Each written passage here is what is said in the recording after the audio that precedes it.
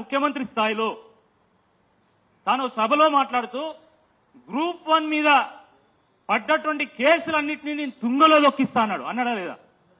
అన్నాడు.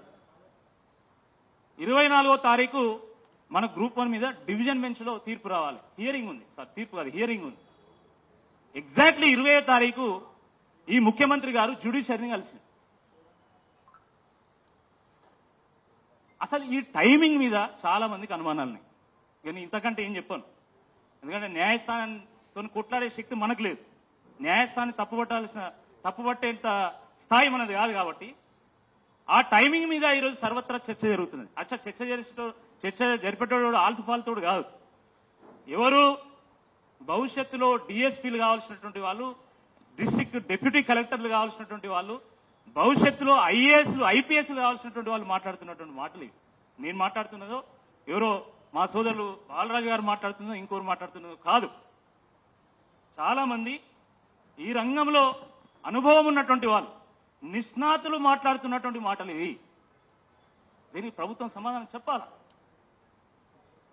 Single bench judgement లో అంత స్పష్టంగా తప్పులు జరిగాయని చెప్పిన తర్వాత ఈరోజు డివిజన్ బెంచ్ కు వెళ్ళగానే ఆ 225 పేజీలు చదివినలా లేదా, దాంట్లో ఉన్నదంతా అర్థం చేసుకున్నారా లేదా, ఇంతమంది విద్యార్థులు ఇంత మొత్తుకుంటున్నారు కదా, దీంట్లో వాస్తవం ఏందని వాళ్ళు నిజంగా ఆలోచించిందో లేదో నాకు తెలియదు. కానీ ఆ సింగిల్ బెంచ్ జడ్జిమెంట్ మీద వచ్చినటువంటి స్టే నిజంగా ఈ రాష్ట్రంలో ఉన్నటువంటి యువతకు ఈరోజు టీజీపీఎస్సీ మీద కానీ లేకపోతే న్యాయస్థానం మీద నమ్మకం పోయేటువంటి ఒక పరిస్థితి తీసుకొస్తున్నది. ఇది సరైనటువంటిది కాదు. చాలా దురదృష్టకరం ఇది. మేము ఒక్కటే చెప్తున్నాం, సింగిల్ బెంచ్ను అడ్డం పెట్టుకొని, డబుల్ బెంచ్ను అడ్డం పెట్టుకొని ఈరోజు విద్యార్థులకు నిరుద్యోగులకు అన్యాయం చేసేటువంటి పరిస్థితి తీసుకొస్తే తప్పకుండా పీపుల్స్ బెంచ్ ఈ కాంగ్రెస్ ప్రభుత్వాన్ని శిక్షిస్తుందని చెప్పి ఈ సందర్భంగా గుర్తు చేస్తున్నాం. పీపుల్స్ కోర్టు మీకు స్టే ఇస్తుంది మీ ప్రభుత్వానికి.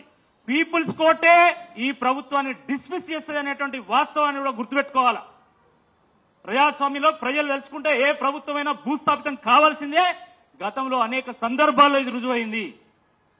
అంతేగాని మేము ఏమైనా చేస్తాం, దేనితోనైనా మేము శాసిస్తామనేటువంటి ధోరణి ఇది సరైనటువంటిది కాదు.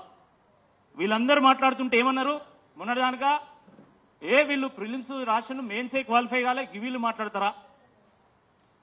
ఈ పార్టీలకు ఏం పని లేదు, ఇక ఊకే వీళ్ళు రాగానే ఇక మావాడు మొన్న ఎట్లా మాట్లాడి చూసేదా అద్దంకి దయాకర్ గారి మీద అట్లా వీళ్ళు తిరగబడతాను. అసలు వీళ్ళు ఏంది అని మాట్లాడింది.